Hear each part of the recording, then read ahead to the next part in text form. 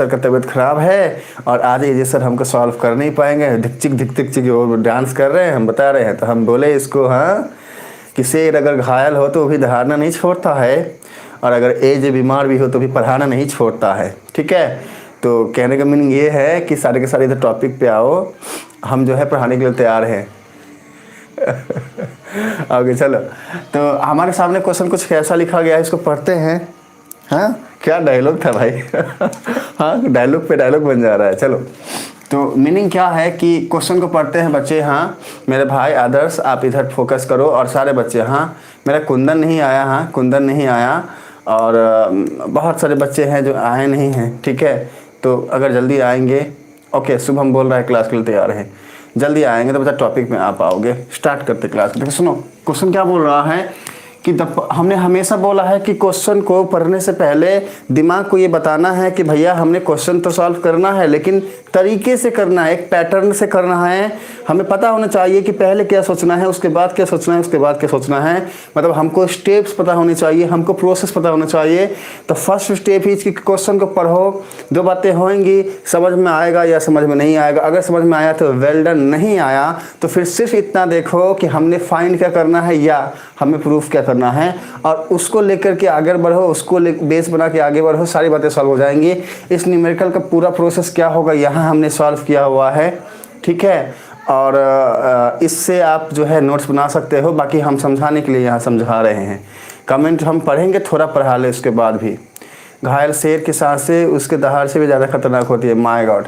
चलो तो आते हैं टॉपिक पे। और हाँ, तो सबसे पहला हम क्वेश्चन को रीड करेंगे। क्वेश्चन क्या कहता है? क्वेश्चन कहता है कि the perpendicular from A on side B C of triangle A B C. देखो सुनो, जब तक मैंने ऑफ तक गया ना मेरा सब बाउंस हो गया, लेकिन इस पर एक बात समझ में आई कि अच्छा परपेंडिकुलर है, अच्छा मतलब परपेंडिकुलर की बात की गई है। ओके, एक पॉइंट ए है, फ्रॉम ए बोल रहा है ना, तो पॉइंट ए की बात की गई होगी। अच्छी बात है, अच्छी बात है, अच्छी बात है। ओके, और माय गॉड,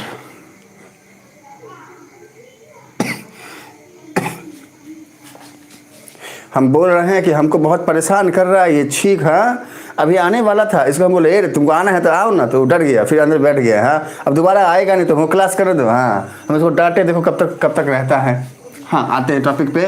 तो ये जो हम बोल रहा है ना कि परपेंडिकुलर है पॉइंट ए से साइड बी सी पे, तो इतनी बातों से एक चीज़ समझ में आई कि अच्छा साइड बी सी होगा, अच्छी बात है, पॉइंट ए होगा, अच्छी बात है, परपेंडिकुलर होगा, अच्छी बात है।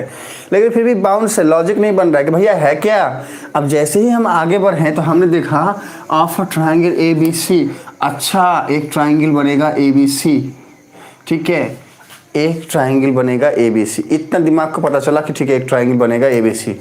साथ में हमको क्वेश्चन में डायग्राम ये गिवन है। ठीक है, डायग्राम गिवन नहीं होता तो फिर हमें डायग्राम बनाना पड़ता, लेकिन क्योंकि डायग्राम गिवन है इसलिए इजी हो गया, आसान हो गया। अगर डायग्राम गिवन नहीं भी होता तो भी हम डायग्राम बनाते। कैसे बनाते? बिना देखे उसको समझो। देखो क्या बोल रहा है कि ए पॉइंट से परपेंडिकुलर डाला, तो जैसे ही परपेंडिकुलर की बात आती है हम जनरली ऐसे कुछ करते हैं, इस तरीके की बातें हम कुछ करने जाते हैं कि भैया बेस को हम ऐसे बना के परपेंडिकुलर ऐसे डालते हैं।